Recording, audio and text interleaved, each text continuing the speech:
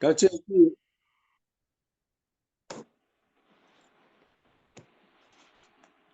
tatsächlich ja, niawe askika mutata, itakahana piuinutsnia.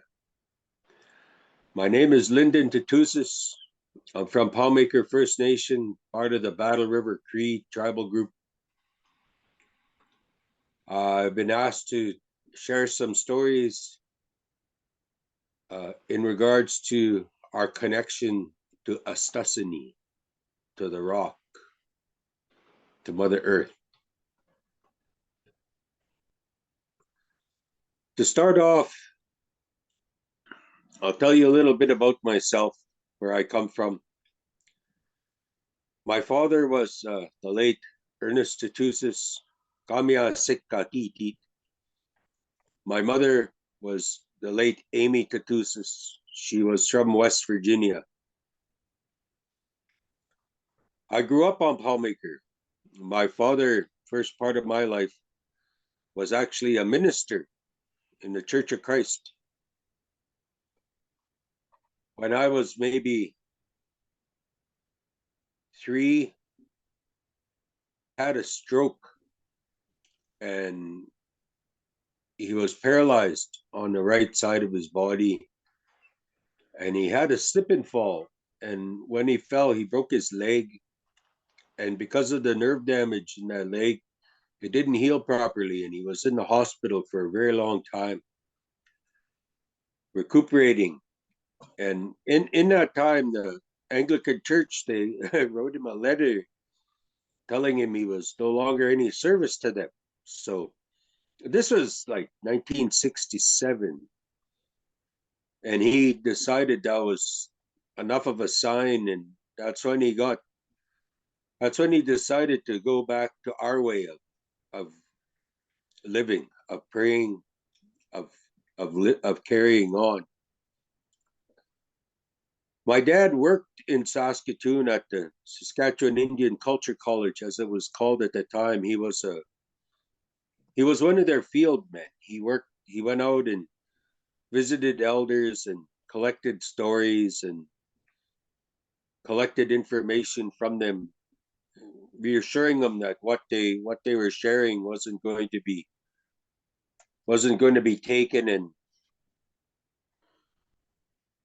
manipulated to match somebody else's story, the way that anthropologists had done in the past, like David Mendelbaum, when he came out in the turn of the last century, and he wrote that book, History of the Plains Cree, and he documented things, but he changed the way that the stories went in order to meet his narrative.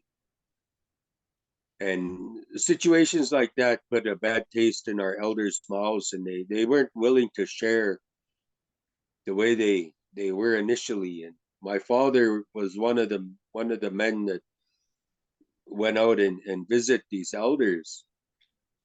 And as time went on, my dad decided that it was time to he had come to a point in his life where he wanted to earn the right to have the put on a Sundance. And it's not something that you take lightly to do that.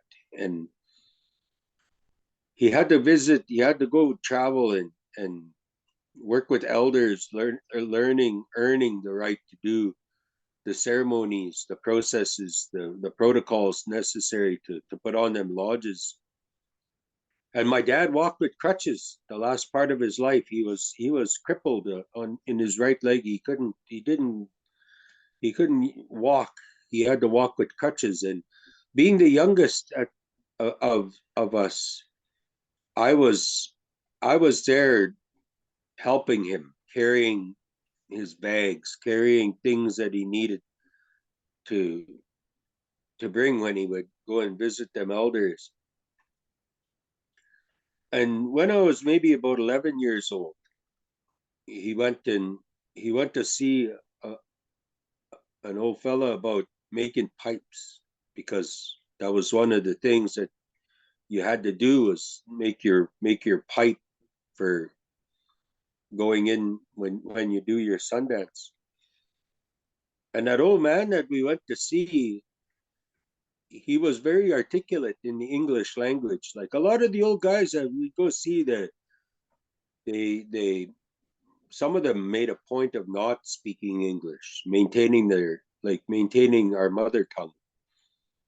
But this old fella, he was quite versed in English, and he said, Ernie, he said, it's good that you want to learn this, but he said, that's the age. He said, pointed to me. He says, that's the age when this stuff was learned, and it's important that it is learned then. And so I was brought in. I was brought in, and I was given those protocols. I was given the instructions on Spock, making the pipe.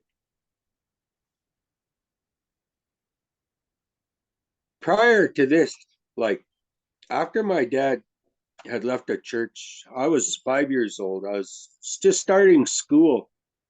I got really sick.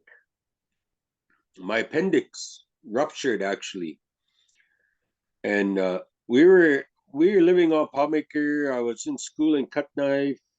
I was taken to the hospital there, and the old doctor there, he just, he's just got a stomach infection. But my mother, she had medical background, and she knew there was something more to it than just a stomach infection. So we didn't have a vehicle. My dad had the vehicle, and he wasn't home. So my mother, she went to the school, and she asked the vice principal if he could drive her to North Balford to the hospital to take me over there. And he said, okay. Took me, bundled me up, took me to the hospital in North Balford. And when they walked in there, emergency, they looked at me and they seen that, and right away the attending physician says, this guy, like, we need to do surgery on this boy. His appendix have ruptured. We need to get that out of him. And they went in and they cut me this way. They cut up, because usually when they do, like, they go with the muscle, they had to cut me up like this, and that poison came out of me, and I was in a coma. I was in a coma for like 3 months, and the doctors were telling my parents that that your child is not going to make it. Like, prepare for a funeral, those type of things. That's what they were telling them. And at this time, this is like 1968.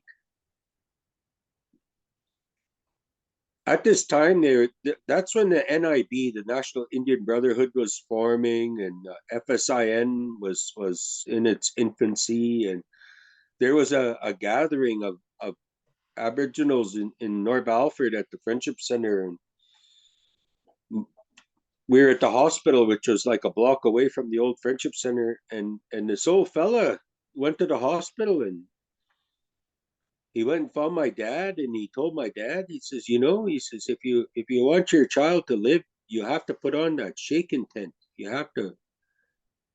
That's the only way that child's gonna survive. And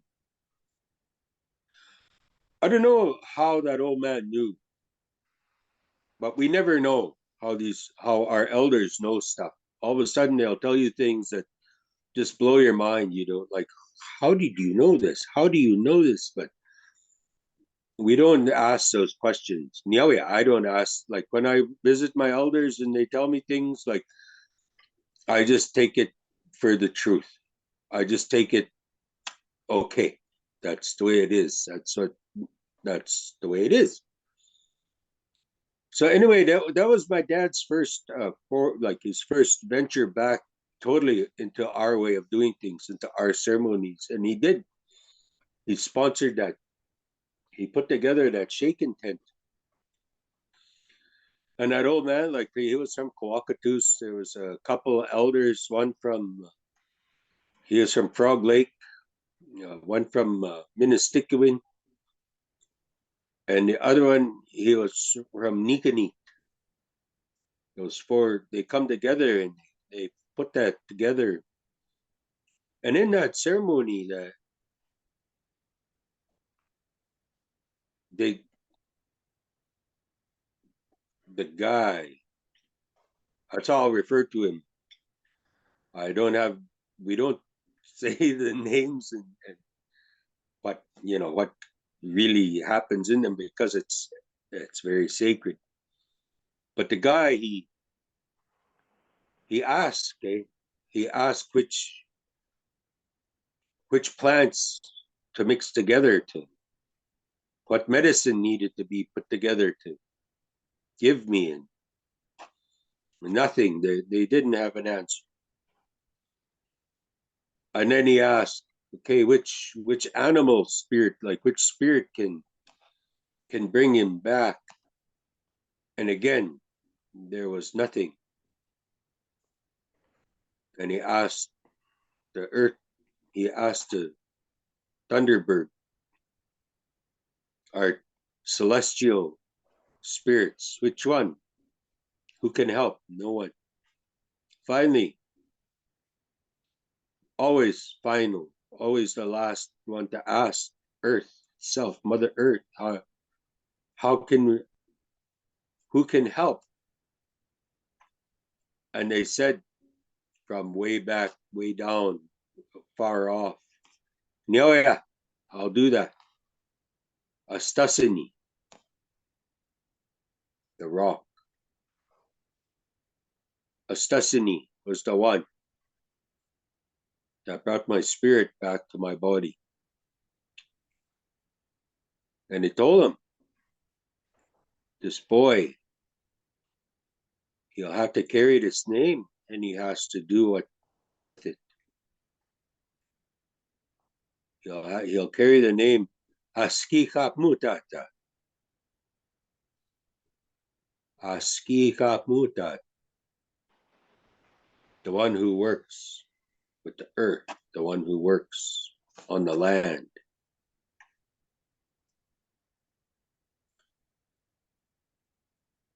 And it came to pass that I survived. I lived. And I never really understood. I was never really told exactly what my role would be in life. It's something that I learned well after I lost my parents. My mother got killed when I was 13 years old. She got killed in Buffalo and Arrows. She was working for the Department of Highways.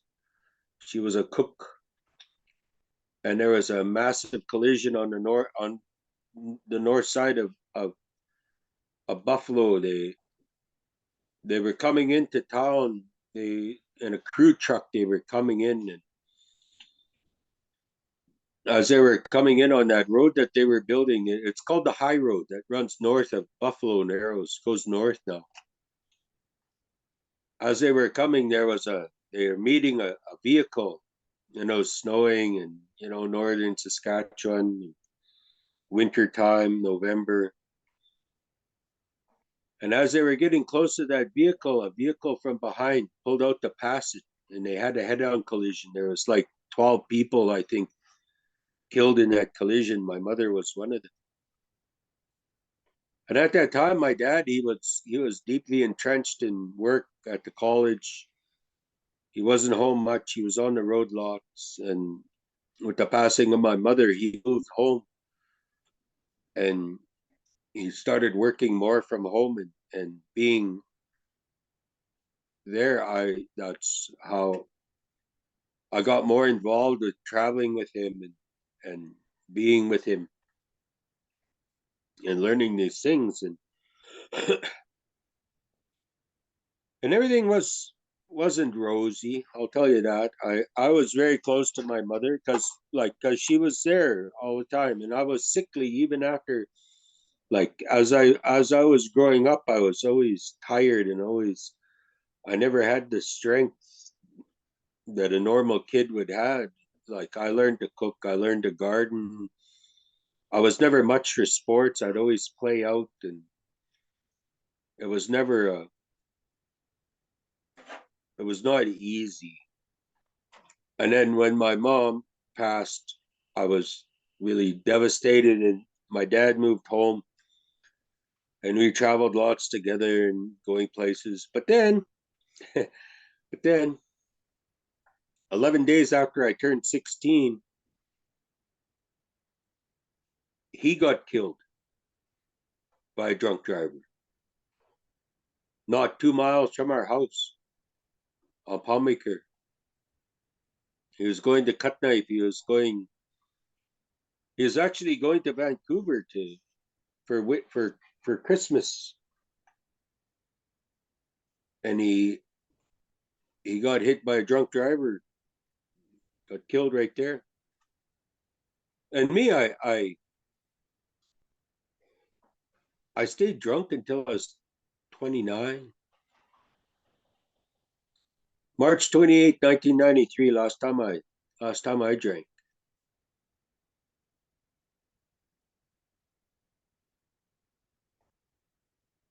In about 91, I was I always hitchhiked around. I never stayed anywhere too long. I never formed relationships. I didn't want to be left alone again. I didn't want to love anyone, so I hid in a bottle. I I stayed drunk. And I knew when I was getting too bugged out, when I was getting too drunk, I would go shoplifting. And I would I would purposely get arrested and get thrown in jail, and because I knew that that was the only way I could get away from drinking. I never did ever try going to a rehab center or anything like that, or AA meetings or anything like. I never did attend any of those things. I just go to jail to sober up, and then once you get clear headed, it's like, oh, I'm gonna do this, I'm gonna do that. I got this plan. When I get out of here, I'm gonna go blah blah blah. And well, see, I'd always end up being sent back to North Balford because I was not a violent criminal. So they'd send me to North Balford because at that time it was a low security facility basically. And when they let you out of North Balford, when they let you out the correctional center, they give you money for if you're working there. They give you that money that you earn, like $1.75 a day, whatever, depending on what you're doing. They give you money, and at the time, the bus depot, like back when we still had a bus depot, it was right across the street. It was right across the street from the hotel, from the bar. And they let you out. They drop you off there at 9 o'clock in the morning with a bus ticket. You go anywhere in Saskatchewan, and the bus that left to go like towards Saskatoon, it left North Balford at 10:30. And the bar opened at 9:30, and you had money in your pocket. So I'd always start drinking right away. But in 91, I came back to North Balford. I had to drive my late brother. I had to drive him from Saskatoon. He was pickled to the gills. I jumped in with him. I drove him home. We were drinking, and I got stopped. We pulled into North Balford, and I got arrested for impaired driving anyway. And he told me where he was gonna be. He said I'm borrowing a friend's place for the winter while she's out. She's at the reserve caring for her mom. And me and my boy are living there. My boy's going to school, so just come over there. Come over there when they let you out. Okay. So Saturday, I wake up Saturday morning in this apartment, and there's this little face looking at me. He's looking at me, looking at me. I'm laying on the floor, and he says, "Hey, I know you." I said, "I don't think so, kid. I'm not from around here." He says, "Yeah." He says, "I know you. My mom has pictures of you." And just like a dog, I just sat up here, "Mom, well, who's your mom?" And Audrey, she stuck her head out the the kitchen, and she says, "Oh, hey, Lyndon, I guess you should meet your son." Like he was like 4 years old. I had I used to stop, like I used to hitchhike. I used to do a trip. I go like I go Saskatoon, Regina, Calgary, Edmonton, North Battleford. I'd hitchhike around like that in the summertime. But what I would be doing, I'd be going to these different doctors' offices. And I like this was the time before triplicate prescriptions, and I would go and I would get pills. Right? I knew, like spending time in jail, I found this book. I don't know why they had it in the correctional center. It was a pharmaceutical book, and it told you what these pills were, what the effects were, what the doctors prescribed them for. So what I was doing, I would go to these different doctors and get different types of pills, turn around, go and sell them to the junkies that use them, and drink that money up, and then go to the next city and do the same thing. And just that was my summer. That's what I would do. But when that woman said, "I want you to meet your son," it was like getting hit in the head with a stick. I just what?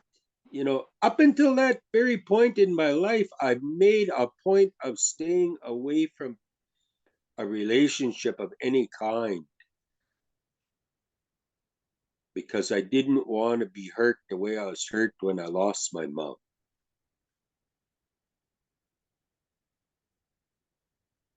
And right there, I made a decision that I needed to be there for that kid. And I had a court date coming up in end of January. And so she was living right across the street from the high school in North Balford, the comprehensive high school. She's living on the Crescent there in the apartment buildings there. So I went across on Monday, I went across to the school, and I registered. Like back then, you could go back to high school at any age.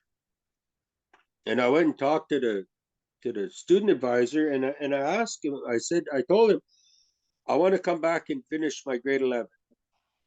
He says, "Wow, you're an adult. Why don't you just do upgrading?" I said, "No, no." I said, "No, I want to finish because I quit.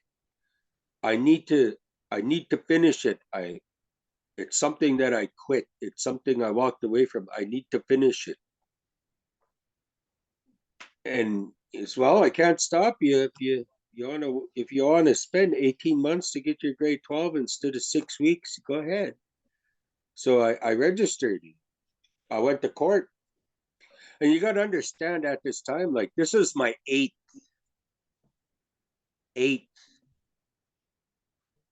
impaired driving charge. And when I went to court, sitting on the bench was Judge Lloyd Deshay. You see, North Balford, Lloyd Deshay, he was notorious for coming down hard on people when they were idiots. When they show up in court all the time, he would sentence them pretty tough. And me, like I spend a lot of time in court. I spend a lot of time and I'd always speak for myself because the first time that I went to court, well, my first impaired driving charge, my first impaired driving charge, I got 4 days after I buried my dad. When my father passed away, my plan was to ask my uncle to come and live with me and be there, my dad's favorite brother, to be there with me, to to be with me, because I knew I wouldn't have anyone really with me, even though at the time I was the youngest of 10. And my uncle, he was so devastated that his brother passed away. He had a massive heart attack and passed away at my dad's graveside.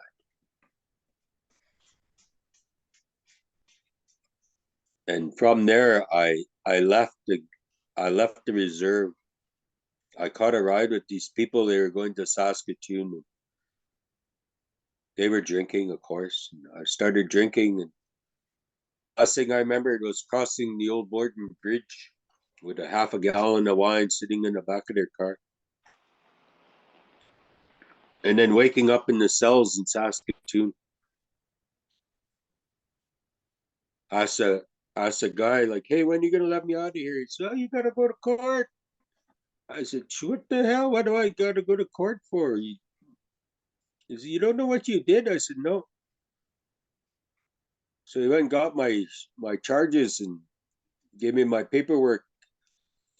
And here, I guess, when we pulled into Saskatoon, I got out of that car and there was a vehicle running beside a bar. I went and jumped in that vehicle, stole it. I smashed a bunch of city police cars and a couple RCMP cars, and they ended up stopping me by running me into a tree. And I was trying to leave Saskatoon. And so when I went to court, I was still drunk. And the judge says, "So you want time to get a lawyer?" And I said, yeah. So they had that like I'm pretty sure they still do like legal aid, right? And I was talking with this legal aid guy, and so when he did the appearance, and the the judge says, "So how do you plead?" And I said, "I plead guilty, Your Honor." And the judge, the lawyer, even though like I told him everything about just losing my dad and all this, the lawyer, that guy just says to the judge, "Do you have anything to say on behalf of your client?" He says, "Yeah, Your Honor, I think the best thing you can do is incarcerate this young man for at least for a minimum of 6 months up to a year in order to give him an opportunity to get away from drinking." I was 16. I was like 2 weeks after turning 16, and I ended up getting sent to jail for 11 months. So that's why I quit dealing with lawyers. So I learned to talk for myself when I went to court. So I appeared in court on this charge, and Judge Deshay, he sees me there and he says, "Morning, Lyndon, what do you have to say?" Because like he knew damn well I'd be talking for myself. So I explained to him, I said, "Well, Your Honor, I just found out." I said, "Your Honor, I'm registered at the comprehensive. I'm gonna go back and finish my grade 11 and get my grade 12."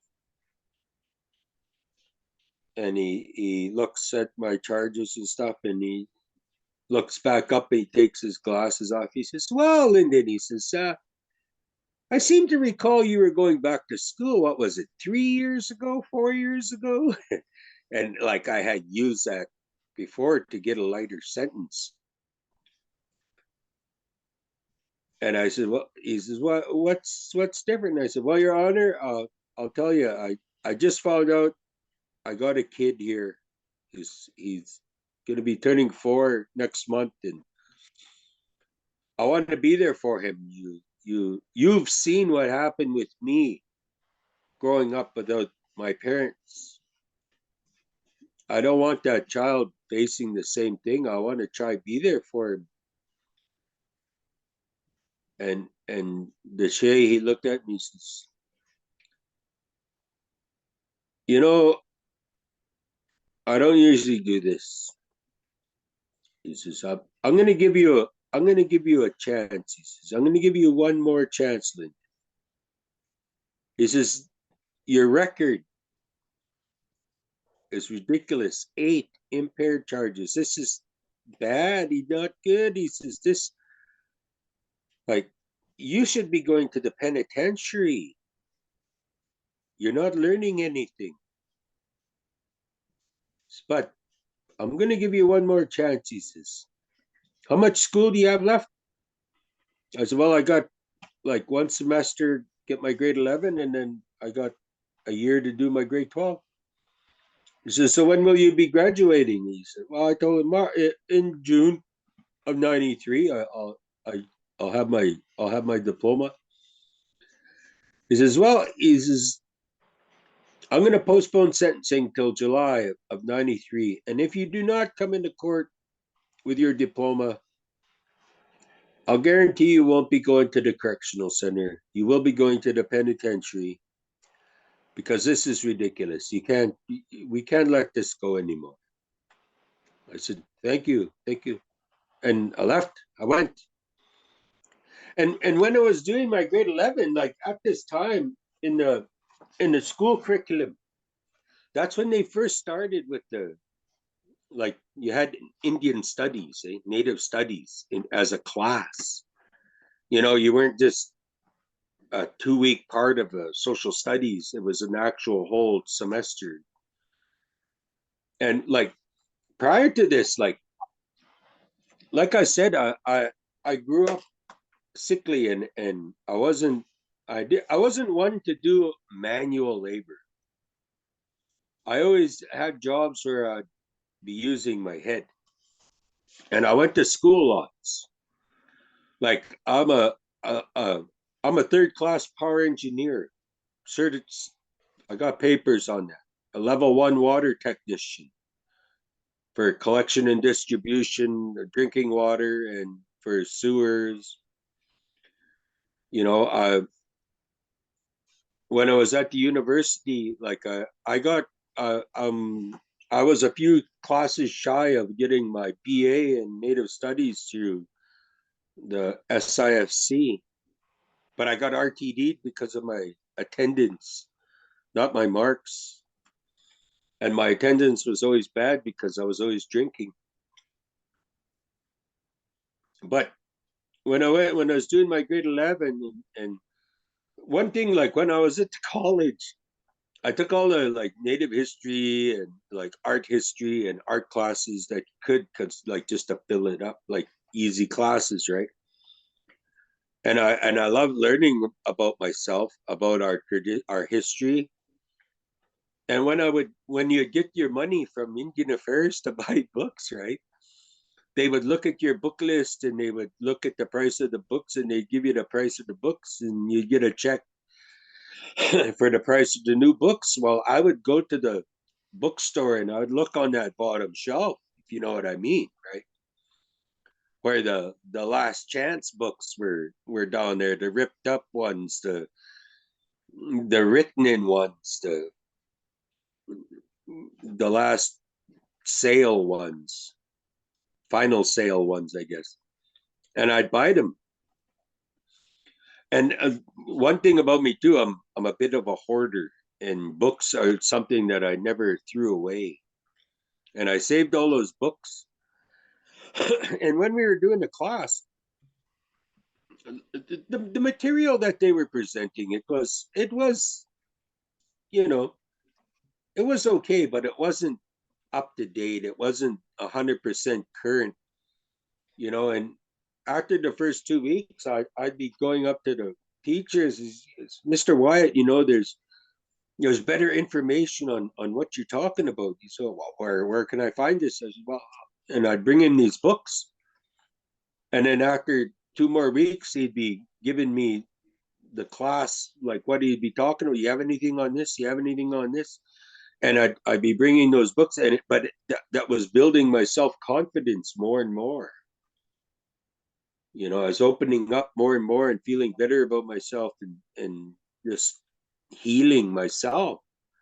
But like I was still drinking or shit. North Balford, it's tough not to do that. Anyway, grade 11 came and went. And at that time, like I was living in North Balford through the winter.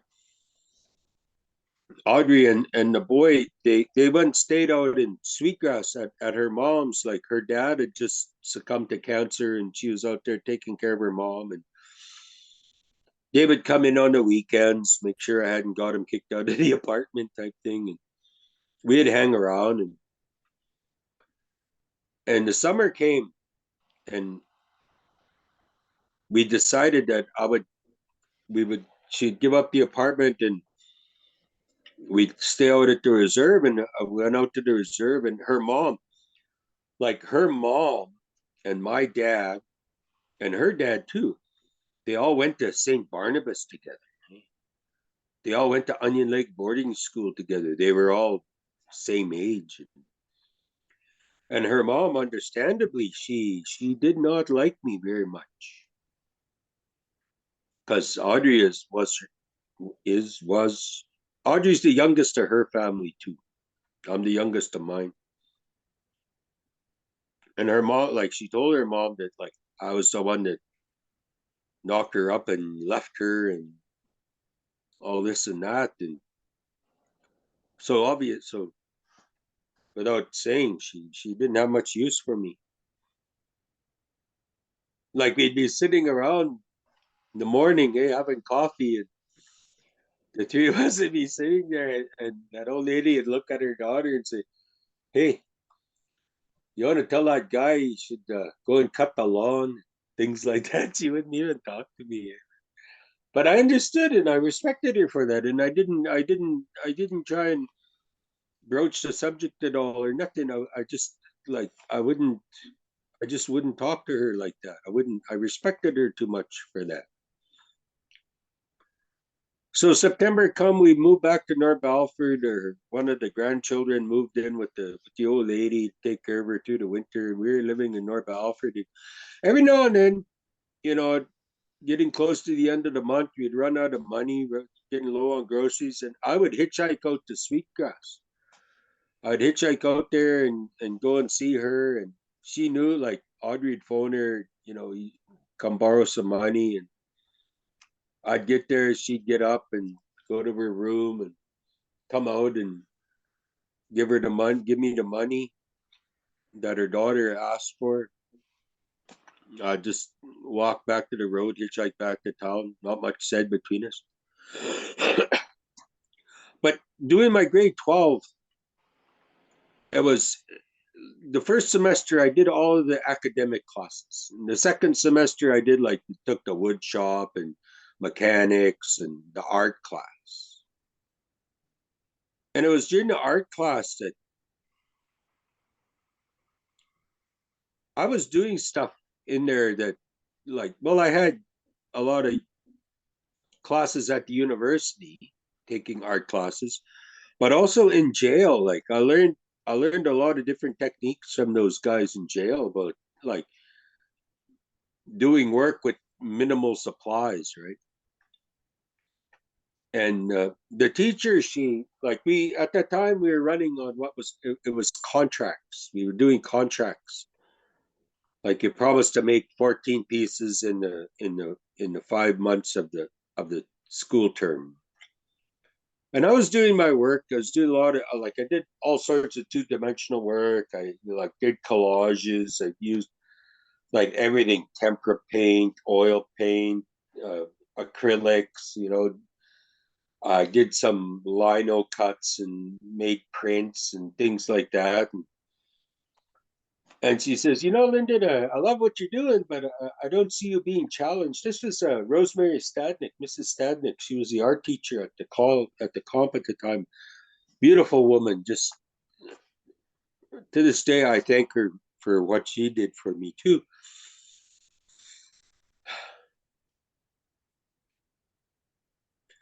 But she said, I don't see you being challenged. Like, your work is beautiful, but it's easy for you. I want you to try something you haven't done before. And right away, I was thinking, okay, what does she want me to do? Paper mache, or something like that. She says, I want you to do three-dimensional work. I said, what? Sculpture. I want you to carve something. I said, okay. And this was, I remember very clearly. This was a Tuesday. She said that at the end of the class when I handed in the last two-dimensional work I gave her, and that's when she started telling me how she wanted me to consider three-dimensional work.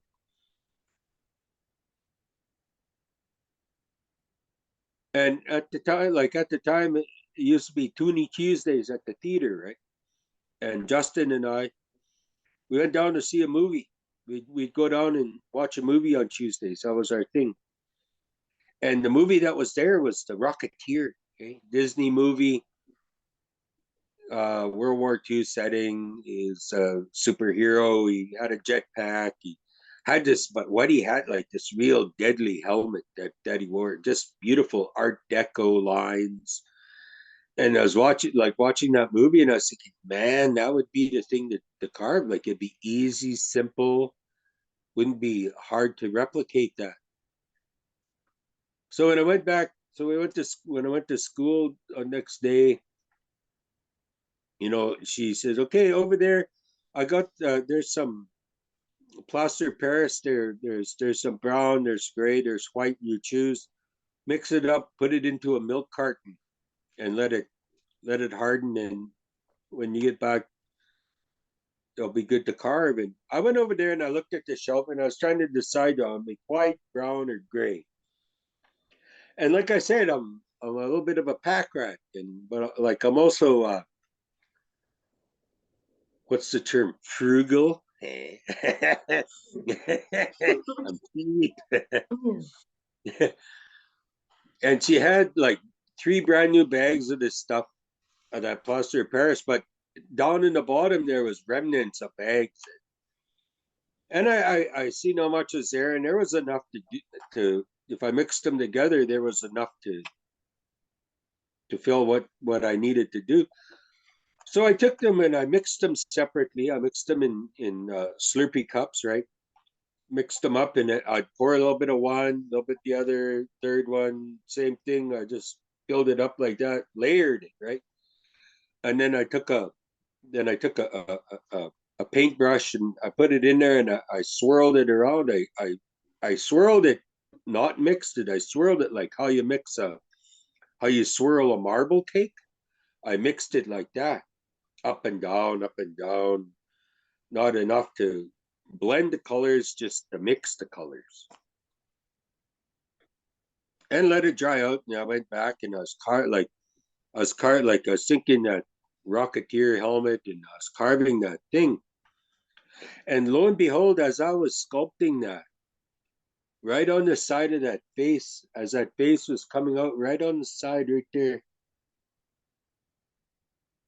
there was a horse's head with his mane flowing back. It just, because it was like marble, it was marbleized.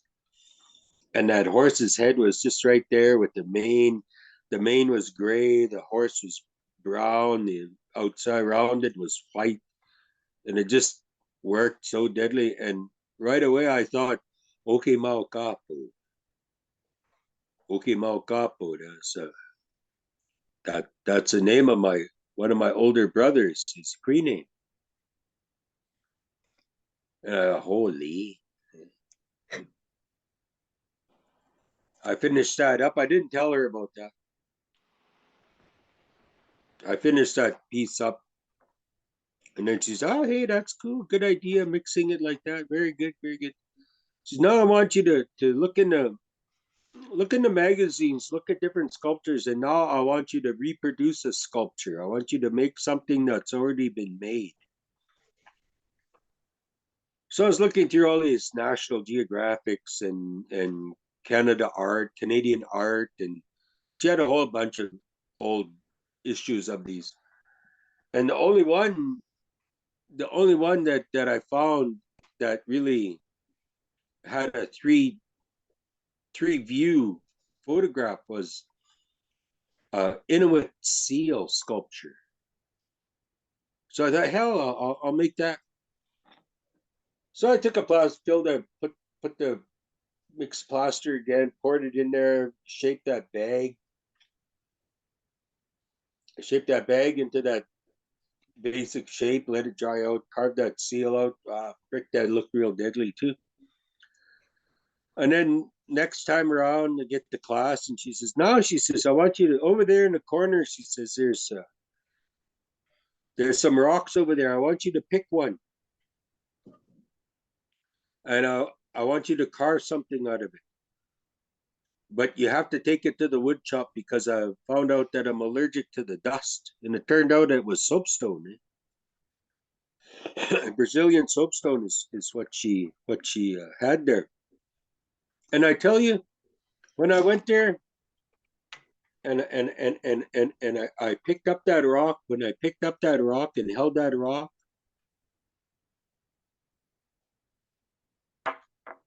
the words of that elder that me and my dad went to see when I was a kid, when we learned about making pipes, the words of that elder come right here. I heard him right here, right in my heart.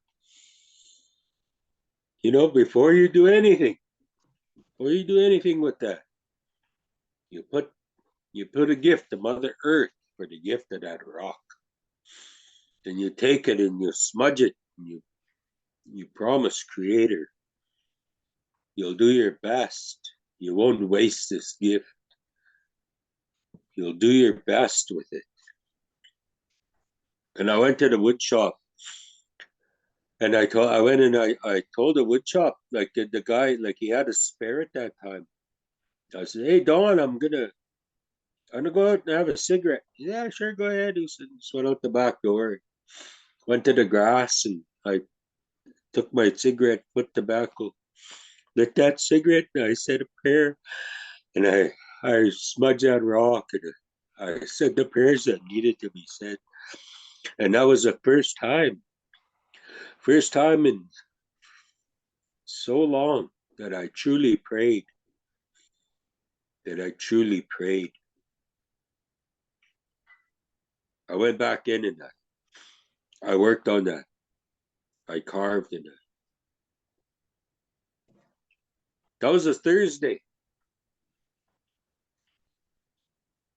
And usually Thursday nights, back in the day, it was late night shopping.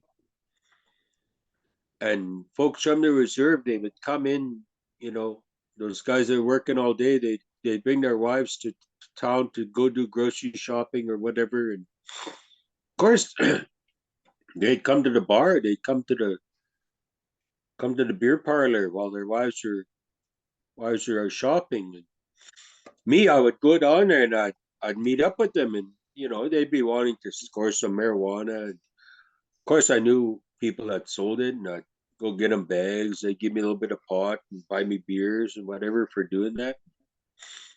Help a brother out. That was me. But that Thursday, I told Audrey, I said, "Hey, let's go to the library."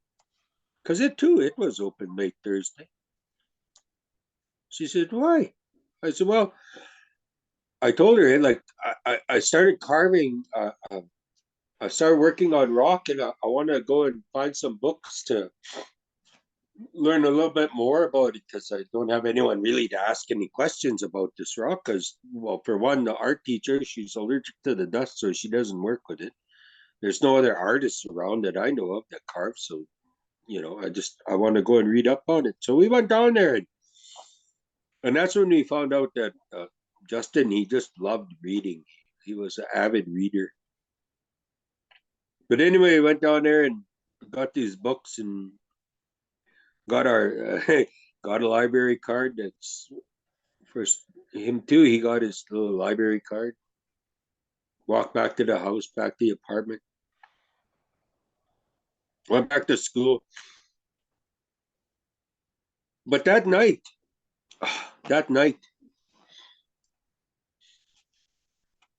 I went to sleep. Like at that time in my life, like I needed an alarm clock to get up. And even that, like, there was a lot of mornings where I'd have to be shaken and, "Hey, come on, you got to get up, you got to go to class." And I had a hard time getting up all the time. But that Friday morning when I woke up, man alive, like I woke up, the sun was just coming up. The sun was up and the birds were singing and the window was open, that beautiful morning smell. I woke up just feeling so refreshed, but I looked, Audrey wasn't in bed and like the fitted sheets were pulled off the mattress, the bedding was off, the pillows were off. Sarah and like I was damp, like sweating, and I got up and I went in the kitchen. I put on coffee, and I was doing that. She on the couch. She started waking up, and I said, "Hey, how come you're sleeping on the couch?" She says, "While you were tossing and turning all night, and you're talking in your sleep, I couldn't sleep." And I said, "Talking in my sleep?" She says, "Yeah." She says, you were talking. You're talking in Cree, or I heard your dad's name, and like up until then, like I didn't really uh, do our language.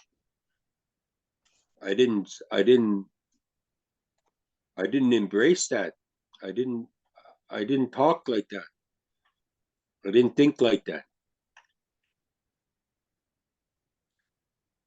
And when she told me that, I I just had that that moment you remember stuff from your dreams, so flash. And I remembered in my dream, my dad was in that room. My dad was in that room. And my dad, he went like this with his hands. He rubbed his hands together, did that 4 times, and then just on my chest. He put his hand on my chest and my body. I just heated up. I just heated up from my nose to my toes. I just warmed right up. I remember that sensation. I remember that feeling of his hand on my chest warming up. Because as a kid, when we would go outside in the winter time, we'd come inside and be so cold because we were playing, not noticing. But that's what he would do. He would do that. He'd put his hands together like that and then just put it on your neck, and you just get all warm right away. And I felt that. I felt him. So that day, I went to school and did my classes, and when I was done, I went to the apartment and I told Audrey, I gotta go see her mom. She said, "Well, I'll call her." I said, "No, don't let her know I'm coming out. I gotta talk to her." And she just looked at me like, "What the fuck? Like what?" I said, "I gotta go talk to your mom." So I did. I hitchhiked out there, got to her place. She got up. She got up and like she usually did when I showed up there by myself. She went to her room. I went to get her pocketbook. She took a few steps and I said, "No, Toko, just squat." Like, "Oh, lady, wait a minute." And it was just like I went over there and I grabbed her. She just stopped and she just stiffened up because I never talked to this old lady like that. I never say stuff to her. I'd say, "Hey, Kiko, she says, "Hey, what's that? And what do you want?" So I told her, I told her about that dream I had and about my dad and about what happened. And she turned around. She just had this real serene, beautiful look on her face. And she says, she's out of all of you, out of all of you, I knew this would happen to you. I said, "What's that?" I said, "He brought you back to us. He brought you back to us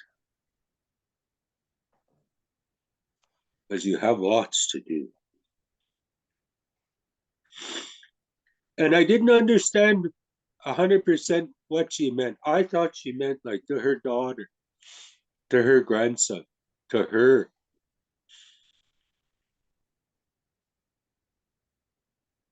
And I thanked her and I left. I went back, North Alfred.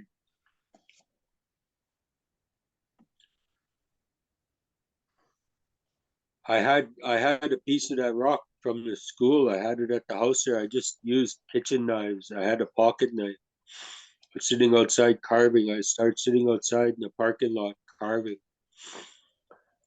Audrey's brother, Wesley Fine Day, he he got wind of what I was doing, and he knows artists in Saskatoon and stuff, and he brought me different types of rock, some some Wapawika that comes from La Ronge, some alabaster,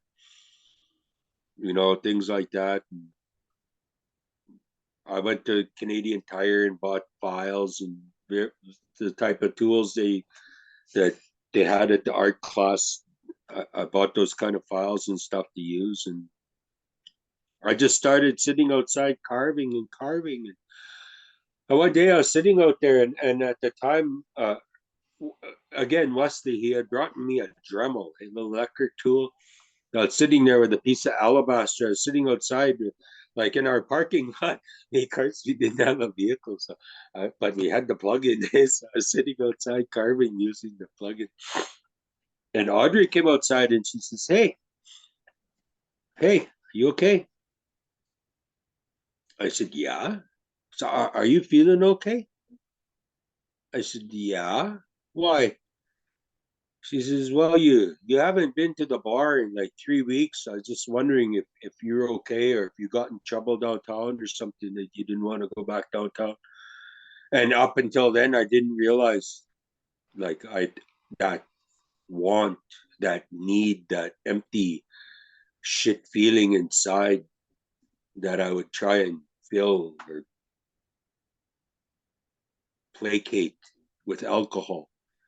That feeling was gone within me. That want, that need to drink, that left me and went here.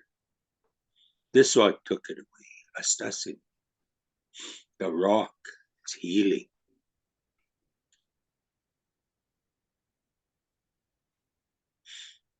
But when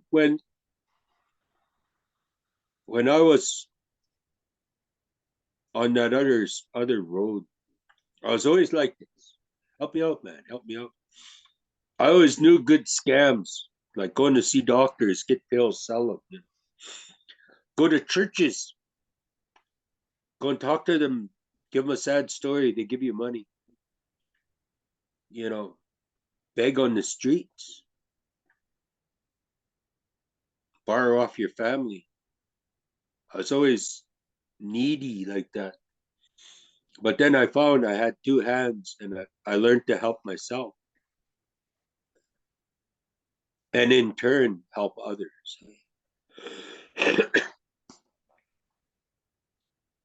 Needless to say, I graduated. I got my grade 12. I went into court and Deshay, he was there. I came in, I was sitting there and like it was my day, my sentencing day. I came in, sat in the gallery, and yeah, I don't know if you ever been in the court, but like when you go to court,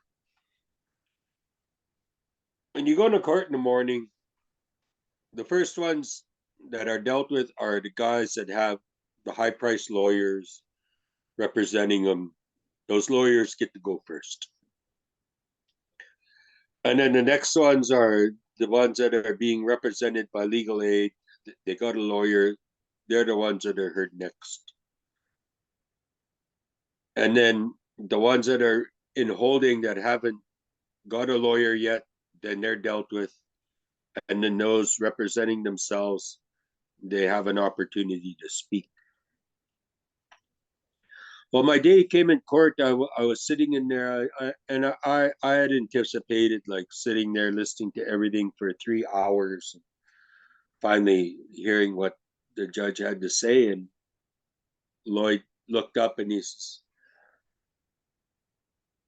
he did his morning opening stuff, and he says, "Oh, Mr. Tootoosis, I'm glad to see you're here. Come forward." And look, these big lawyers, they're just looking at me walk past them as they're sitting there waiting for them to spout off their defenses. And he said to me, "Do you have did you get your grade 12?" I said, "Yes, sir." "You got your diploma?" "Yes, sir." Showed it to him, give it. And he said to me, he says, he says, "I really didn't think you were going to show up. I don't know if you know this, but I phoned the school, and I phoned the school every month to check and see how you were doing.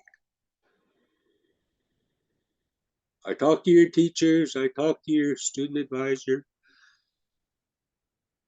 and I have to tell you," he says, "I'm proud of you," he said. And that was the first time anyone that I ever remember saying that to me and meaning it, saying it with personal conviction. So I'm proud of you, Lyndon. I hope you do well.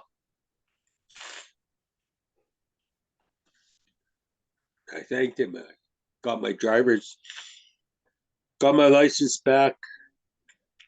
Cost me an awful lot of money. I had lots of points.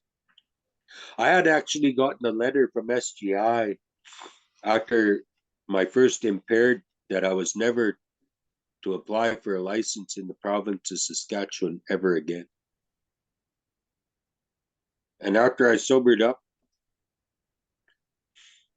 my late nephew, late Jake Tootoosis, got eat. He was a he was actually he was the main lawyer for FSIN for a while. You see, Jake and I, like, we had a long history. His mom, his mom Leona, my first cousin, my late uncle's daughter. She was the only one out of my extended family who ever had anything to do with me. She was the only one that had an open door for me to come in without question, without ridicule, without beratement. And Jake, like when Jake was going to school, he always had a hard time with math, algebra, geometry, trigonometry. Those classes, he always struggled with them. He wasn't a mathematical kind of guy, but me, just the opposite. That's my thing. So I helped him. I helped him in high school, and then some of the stuff he was doing at the university when he was in law school too. He took a couple of classes where he needed a little bit of help. So I was always helping him. When I graduated, he was there. He came to my graduation. But when he convocated, he came to North Alfred. He come and found me, and he come show me when he got his law degree.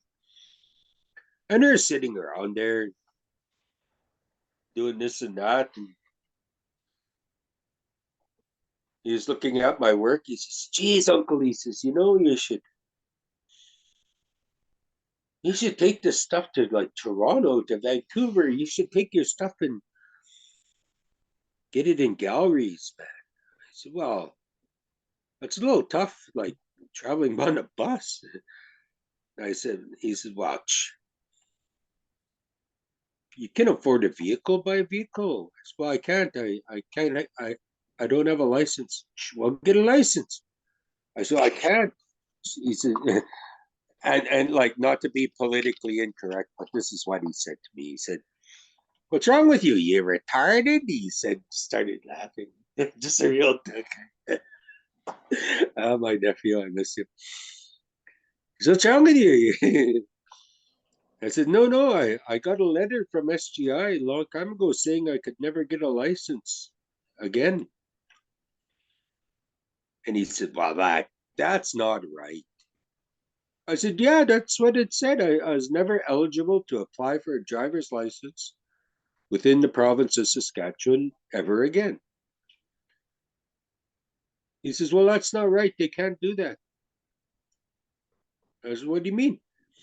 He says, well, what's a driver's license? As well, it's a piece of paper you need to drive on the road. You need it to drive. He says, no. Think about it. More basic. What is it?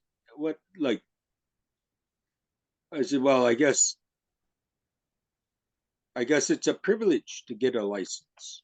He says, exactly. He said, and when's the only time they take away your privileges? When's the only time you can't go vote? When's the only time you don't get to go home? I said, well, that's when they lock you up. He says, exactly. He says, they can't legally, they can't deny you the opportunity to apply for a driver's license. There's got to be an end date on it. If they said you can't apply for a driver's license for 99 years, well, that would be okay. But by saying ever again, that's not okay. You should talk to somebody about that. I said, okay. So I wrote a letter. At the time, Dwayne Lingenfelter was the Minister of Department of Highways. He was a Ministry of Highways. And I wrote him a letter saying that. And at that time, I was working at the OK Economy downtown North Alfred in the grocery store. I was working in a produce section there. And I wrote that letter, and I got a reply back probably 5, 6 weeks later. And that letter says, thank you for bringing this to our attention. You brought up a valid point. We'll be in touch, it said. And I was all happy getting this. It's right on, right on. And my produce manager, he was such a negative guy. Like, the glass isn't half full or half empty. The glass is dirty. Right? They couldn't see any positive in anything. Anyway, I was happy. We went for coffee with the meat department. We go have coffee at 10:15 when we were done our filling our stalls, and they were done wrapping all their meat for the morning and getting it out. We'd go up across the street to a little restaurant there and have a coffee and toast and whatever. And I was there, and I pulled it out and I showed Marno. I said, hey, Martin, he was one of the meat cutters. Hey, Marno, check this out. I might be getting my license back. And he looked at it and said, hey, right on. Showed it to his manager. Cool. Gave it to my manager. He looked at it and he says, wow, this is a perfect example of what I talk about. I said, what's that? Remember what I say about when I ask for stuff from corporate? I said, yeah. Well, this is exactly that.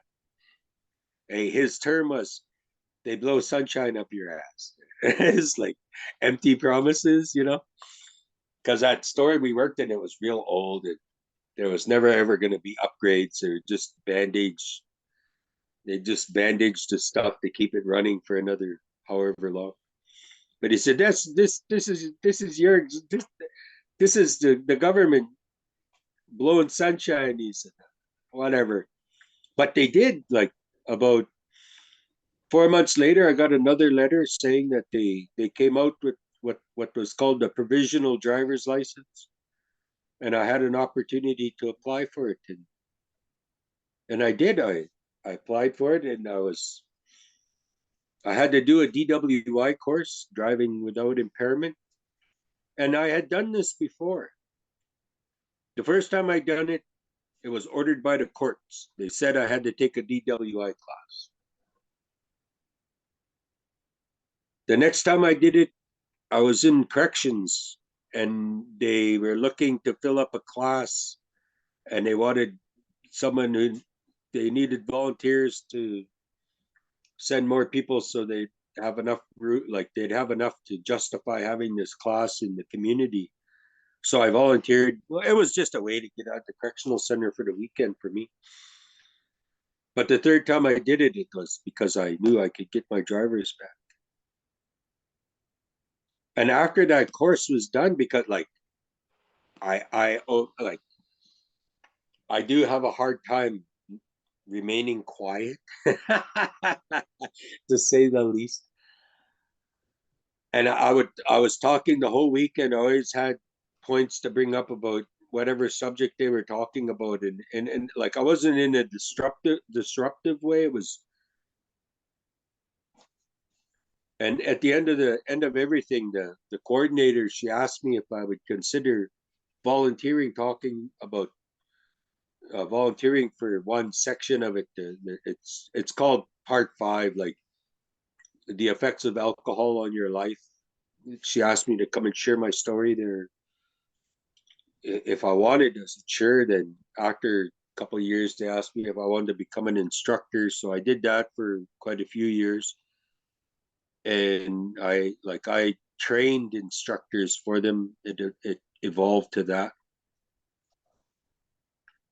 But yeah, helping people,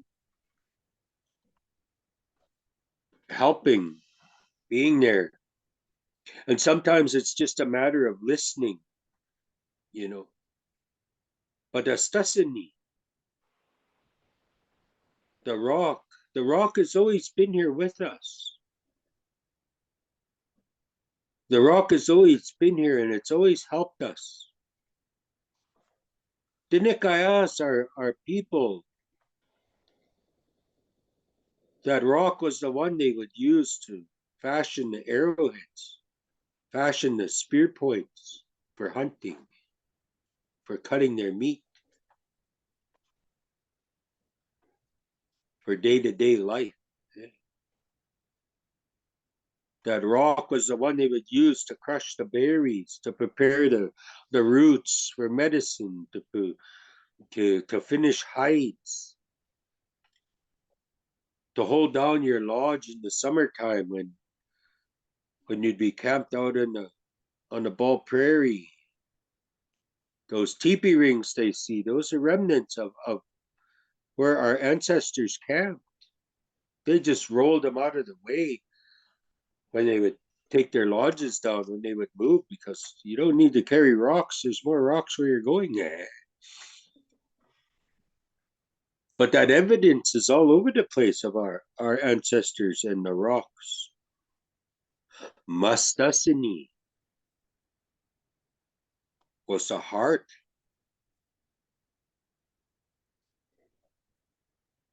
was the heart of our country over here. Between the North and South Saskatchewan and the valleys over there, before they blew him up, when they made Gardner Dam. Him too, he was a sacred, very sacred place.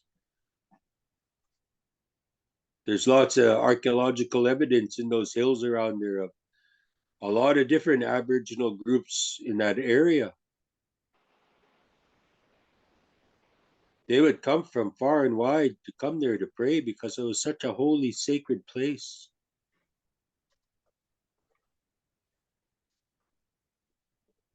Yeah, yeah, I've gone there. I've gone and sat on that shore and cried for that rock. I go down there every year. I go to Herschel. I go up in the hills there.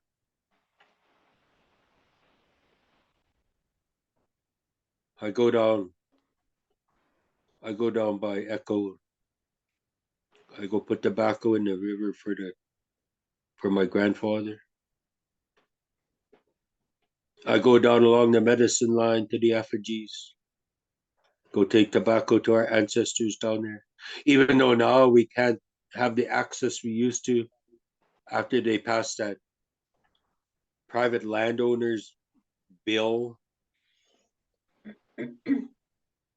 our effigies. You try to go there, there's big gates with locks, signs, no trespassing.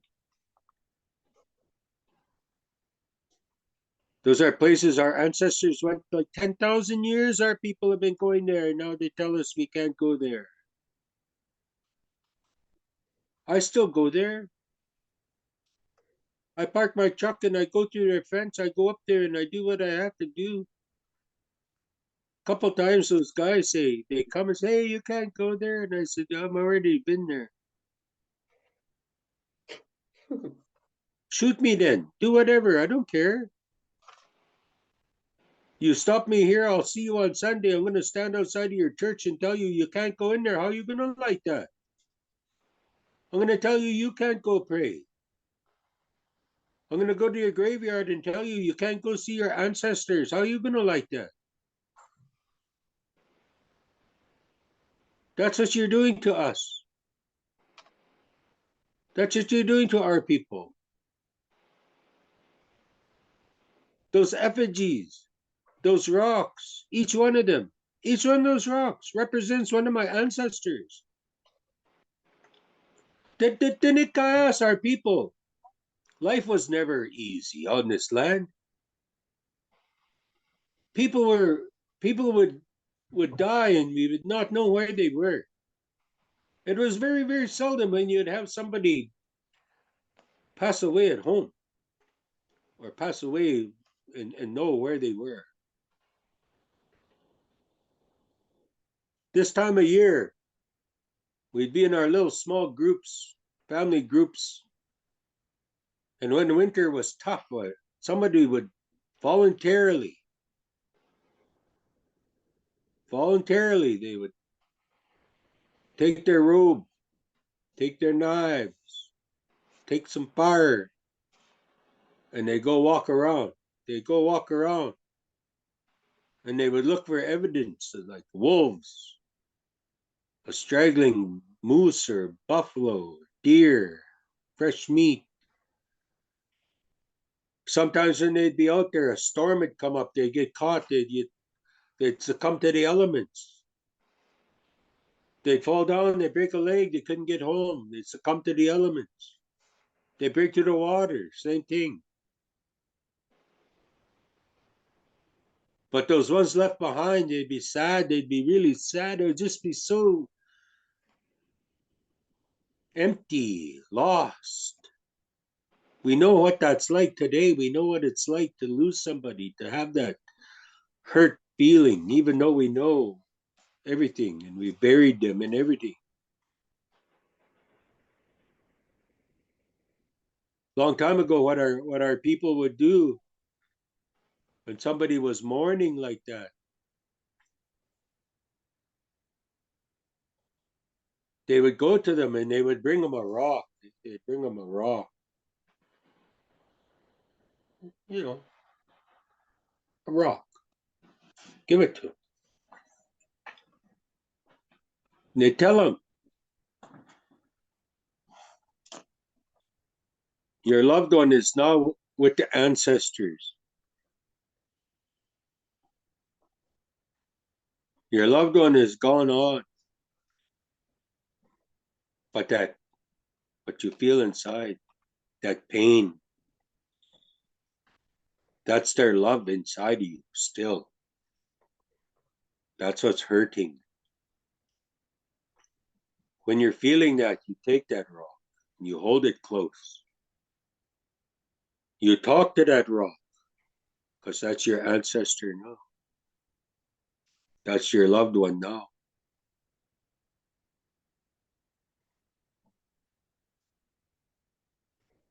When you go to ceremonies, when you go to gatherings, you bring that rock with you.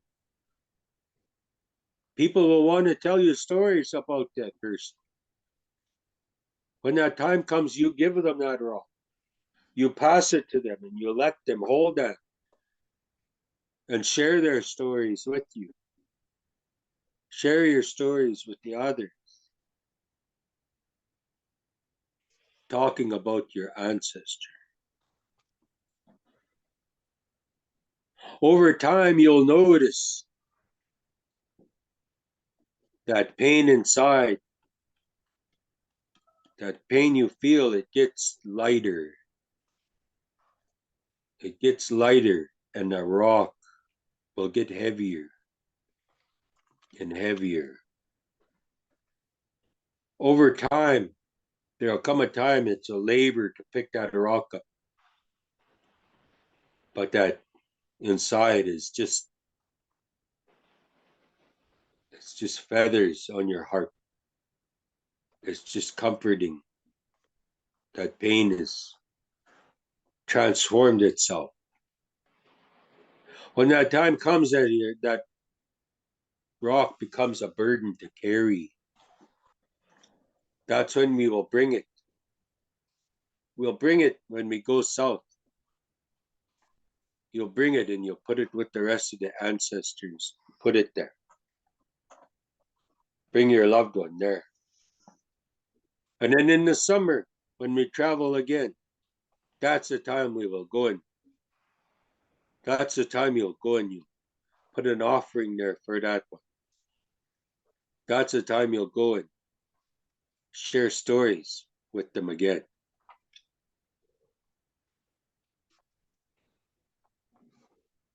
Grief, sorrow, loss. That's something we don't talk about much. That's something we don't know much about. That's something we hold close to our. We keep that. Today, it's seen as being vulnerable, being weak. Nyoya, askika mutata. I was there. I was on that other side already. Astusini brought me back here for a reason.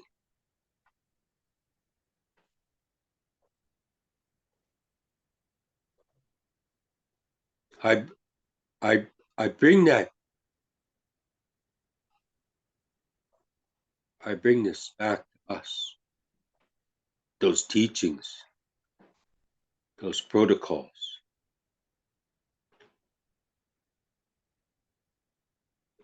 I've lost two brothers. One to cancer. The last one, the heart disease.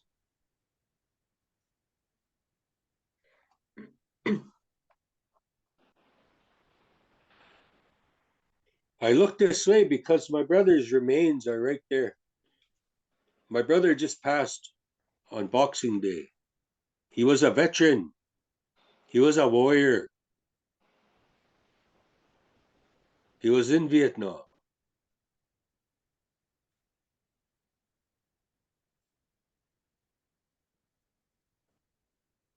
He gave his life to that. With his children, their suffering was short. I didn't.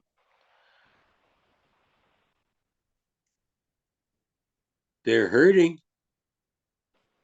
but they're not lost with grief.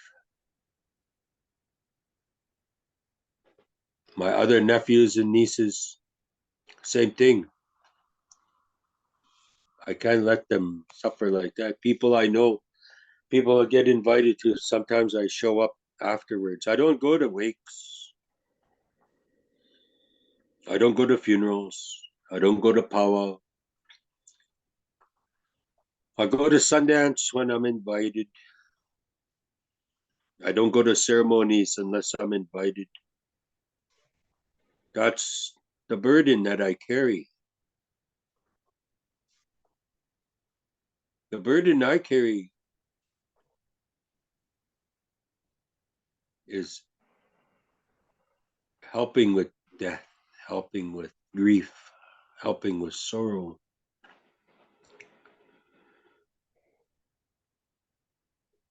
At the RCMP Heritage Center, Regina, which is right there where they have the RCMP training depot.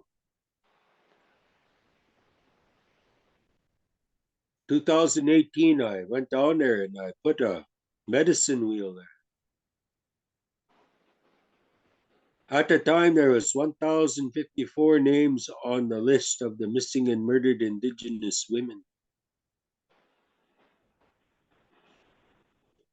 In 27 hours, I brought 1,054 rocks from north of Regina up along the Kunukamau Beach Road. Kunukamau Beach. That's a sacred place. The Nikayas, our ancestors used to, that was another ceremony place. But again, it's been overrun. It's been stamped out, I guess.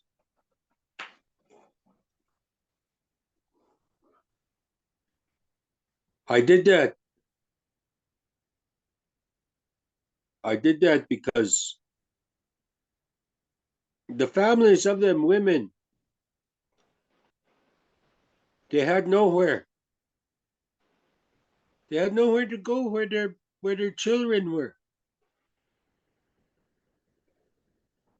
They had nowhere to go to talk, to put tobacco, to have a feast, to hold hands.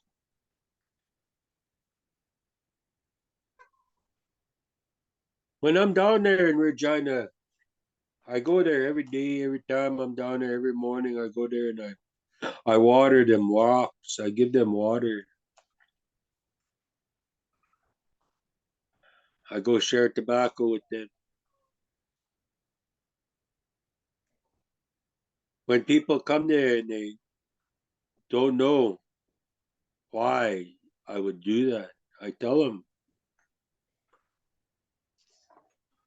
well, think of it this way.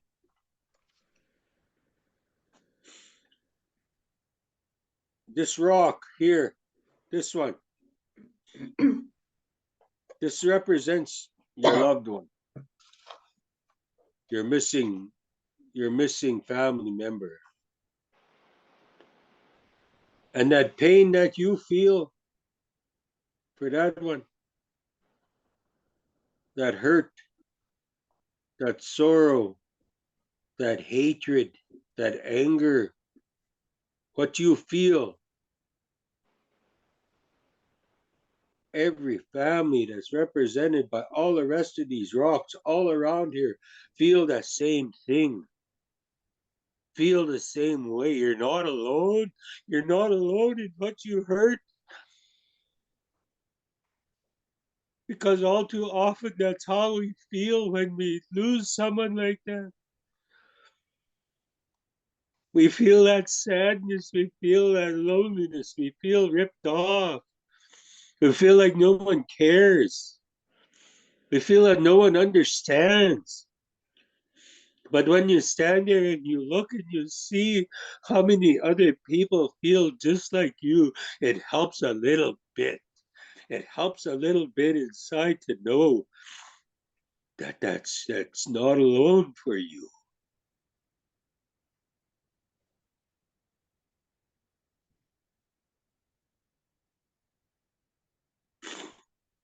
In 2014, at the First Nations University, during the when the North American Indigenous Games happened there, I was asked to go down to make sure that the artists that were doing the opening and closing ceremonies that they were following protocols, that they were not being silly. And when I was down there, I was down there like a month before the games even started, and I was smudging that land, preparing it for these young people that were coming from all over Turtle Island to come in there to have a safe and a joyous time when they're together. One morning, I was coming around the university. I was walking to the west. I was coming around that west side, coming west, northwest, heading north. And just as I come around that corner there with my smudge, the sun just came up and it just raked the hill. And just as the sun just tickled the hill, tickled those grass, right there I seen a buffalo laying there.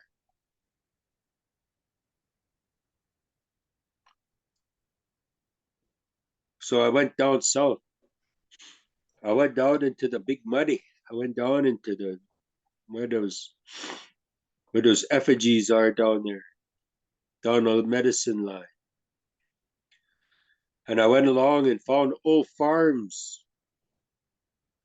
And I went out on those old farms into the corners and found where they pushed rocks, where they piled rocks. And my idea was that those rocks, they could have been piled up on a hill somewhere and moved to farm. Eh? So I brought them rocks and I put the buffalo on the north side of the university there. It's still there.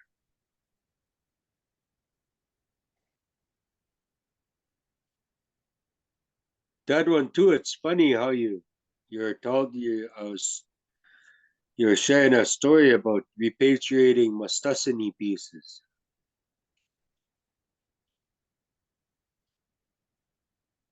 The heart of that buffalo is a piece of Astusini.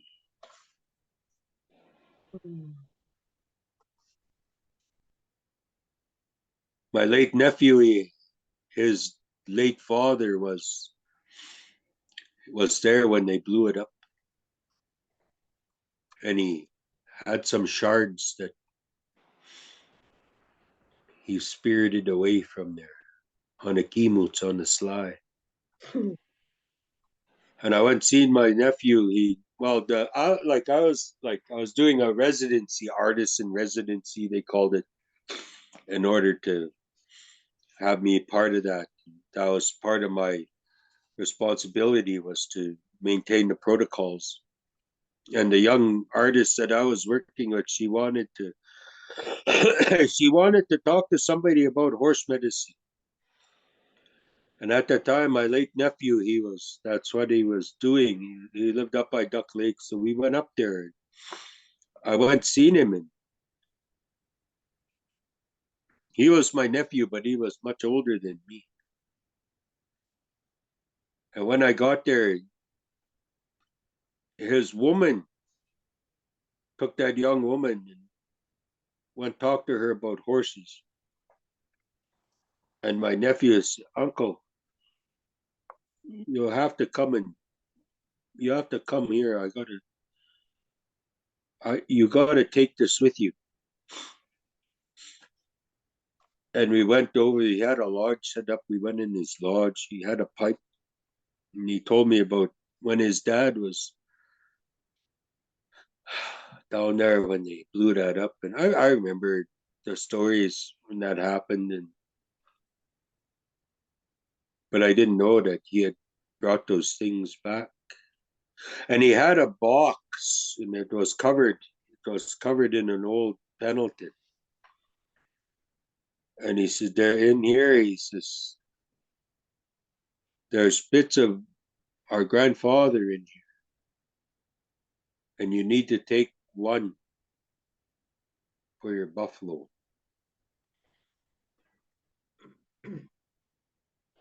But I never told him about that. I never told him what I was doing. I phoned and I talked to him about if I actually talked to his wife and I told her what that young artist wanted and if she could help her out. And he's, yeah, so we burned up there and we went over there. And again, it's that whole, well, our elders know stuff. Well, you just take it for granted. Okay, whatever. And just go with the flow, right? And he said, no, you got to I want you to take one of these. And that has to go there. And I reached in that box. I didn't open the box. I didn't open it up. I didn't look at it. I just reached my hand under that blanket and I felt around and I felt around and the one that felt, I felt the one and I took it and I brought it out and I had my hat. I took my hat off. I put it in my hat. I folded my hat. I folded my hat and I put it in my vest. When I got in the truck, I took it and I put it in the back. I had stopped and picked some sage as we were coming up. That young woman needed to stop, so I stopped. And as she was doing what she was doing, I went in the pasture and picked some sage where we stopped, and I used that as a bed. I brought that to down there.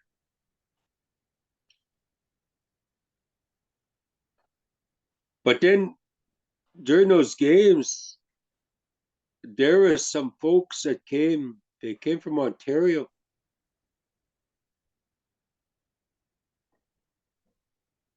They came from where Nana Bush sleeps. What's Munoz call it? Sleeping giant. They came from that island.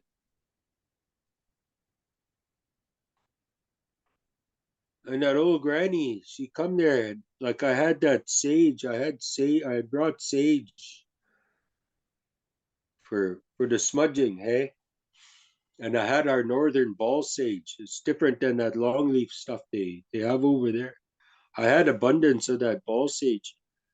And that old cookum, she smelled it before she seen or knew about it. And she come to me and she come and she had a piece of that. She had a piece of that rock. And she says, I brought this for your grandfather. She said, I need some sage. How those things happen, it's just our powers are here. Our energies are here. We just have to reach and find them and touch them and embrace them. It's not easy. It's not easy doing what I do.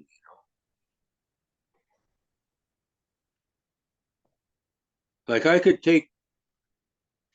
leave my house, give the keys to my kids.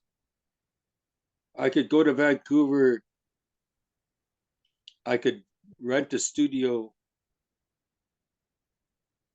and I could be making hand over fist money. But that's not for me. That's not what's important.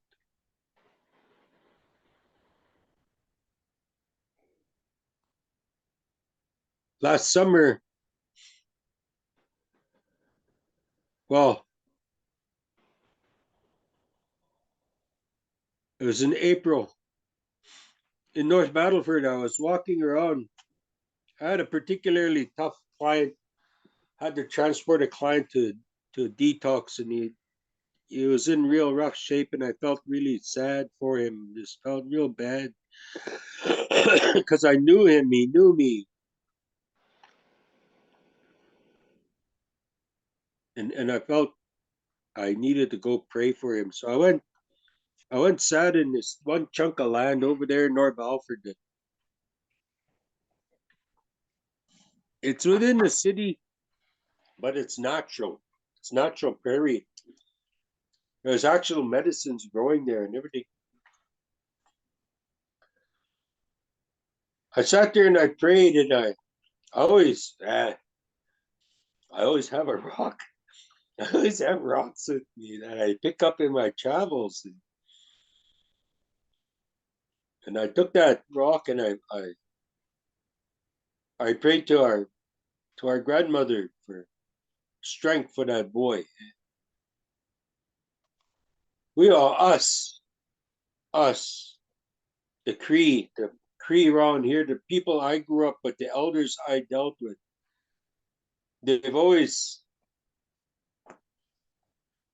they've always listened to us Comostos, the great bear. grandmother bear. That's for our love, for our family, for our strength, for our family's strength. That's who we pray to. Eh? I went and put tobacco. I put that rock, and I asked grandmother to watch over that boy.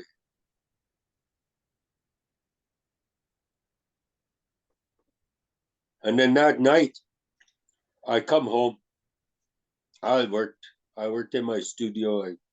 Once I start, sometimes when I start working, I lose track of time and it gets late. Anyway, that I worked late and I tired myself really good. Came in, had a hot shower, went to sleep, and as I was sleeping, I went back to that hill. I went to that hill, and as I got close to it, that bear was laying on that hill in my dream, and she said, "Nusum, my boy, I want to come here. Bring me here."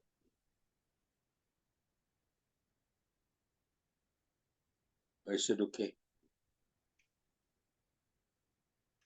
So I got up. Next day, I got up. I had a trip in the afternoon, so I went to town early. I went to that place, and I went walking on that hill, and right there by where that rock was, there's a in the grass. It was all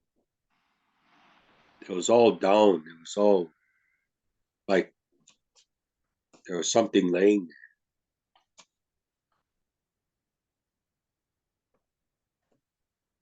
I didn't really think much about it because that's a place too where like the homies, downtown folks, they like to go and they sit there out of like because it's out of view. They'll sit there and enjoy their whatever they're doing. And I thought, okay, whatever. But then I was walking away, and holy smokes, there was fresh scat. There's fresh bear shit right there, heading off to the west. And I just holy smokes. So I went up to Kihiwa and went talk to old fella. He told me, yeah, he says, you know what you got to do.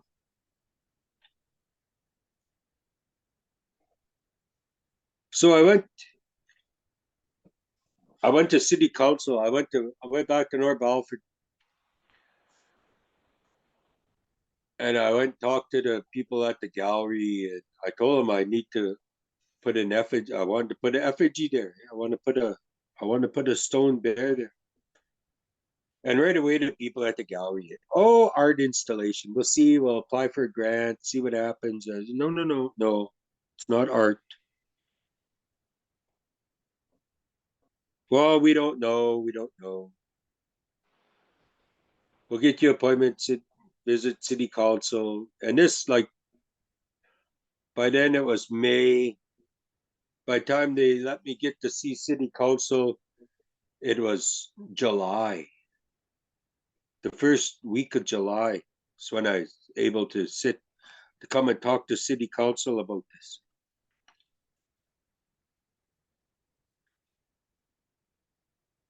Like up until then, in this part of the country, I think all over actually, it was bone dry. Oh, it was so hot and just nasty. Just it was warm as just real hot, dry weather. And I went to city council, and after the pandemic and everything, well, city council they moved out of their regular chambers and they moved into a huge room. It's called the Don Ross Center in North Balford. It's old St. Thomas College. It's a big, huge lecture room that they had. Like, so everybody has space. They're all spaced out. It's in the basement of this three-story brick building. You can't hear the train outside or nothing. You don't hear nothing other than what's happening within council chambers because they record everything. And I'm there, and they tell me, okay, well, you have 5 minutes, and you'll be the last speaker. It's okay.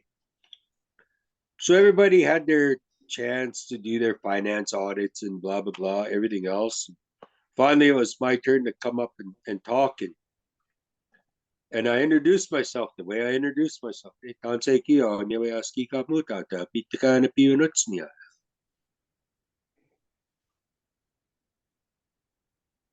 And right after I said that, you could just hear, you could hear outside. You could feel inside the thunder. You could feel it. And it was like the mayor, the council, they just took notice. They just took notice. So I started telling them, I told them about who I was, where I come from, what I do. And I explained to them about what I wanted to do with the bear effigy and why. And I told them about what happens down south now with our effigies. And I explained to them, we need this. We need this in North Battleford. We all do. Aboriginal people need a place where we can come and pray in a way that we've prayed for 10,000 years on Turtle Island, that have survived, that has perpetuated life for us. We need to continue this. We need to have a place for us to be able to do that. Look what's happening with our people. That's a direct result of not being able to follow our traditions. That's from not being able to follow our cultural practices. That's from not being able to pray.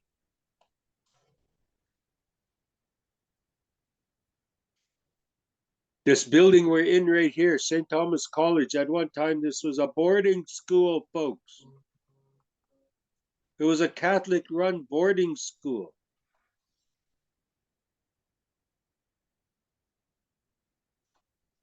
This is part of the legacy that we live with. We need to have somewhere, and you have to let this happen. And they said, well, okay, well, how much is this going to cost us? So it's not going to cost you nothing. It might take a little bit of lawn care to cover my tracks from driving back and forth over there to carry the rocks. Or if you don't want me driving on there, I'll carry the damn things in a wheelbarrow. I'm not asking you for money to do this. It's not art.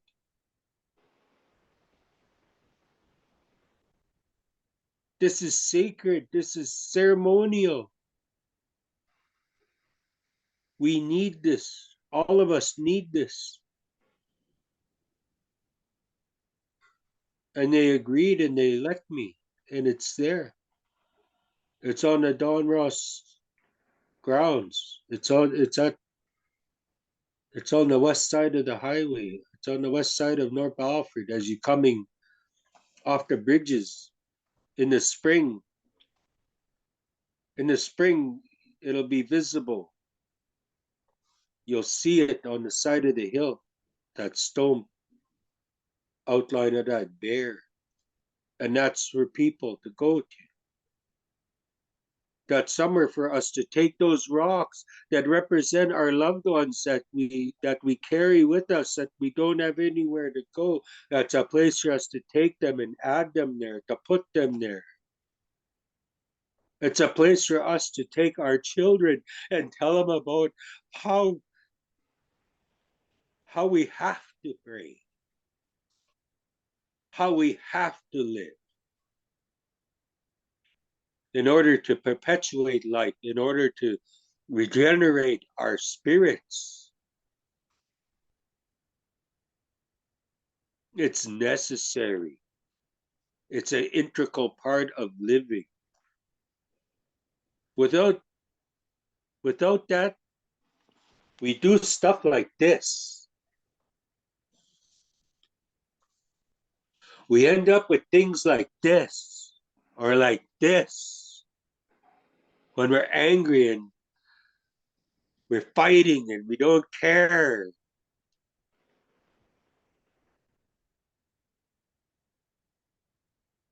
We need these things to continue to live.